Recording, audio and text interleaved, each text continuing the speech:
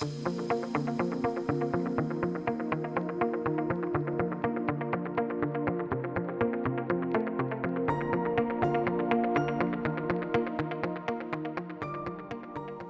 we talk about the difference between self-promoting and self-advocating.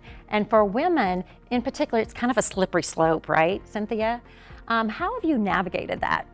Probably not well, to be perfectly honest.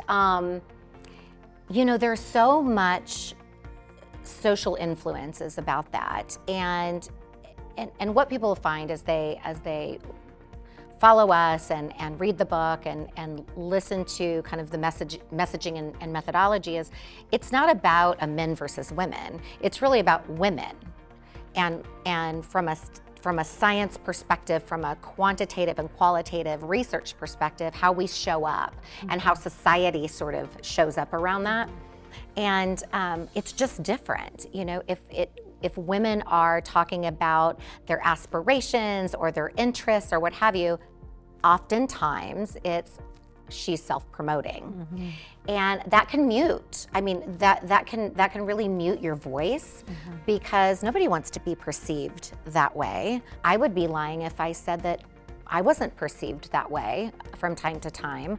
And it is a delicate balance, but self-advocating, showing up and having intention about what you want and need, having equity around what you want and need, being open about your aspirations and interests, being forthcoming about your next.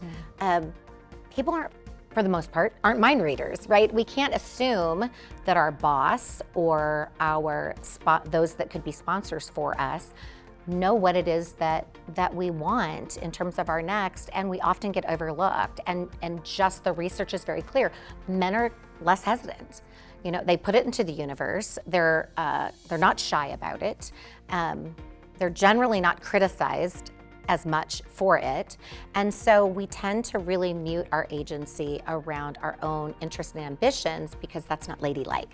And I don't know that I've fully mastered it. We talk a lot about it in the book. I will tell you, I had some of my own imposter syndrome around that. When we started writing the book,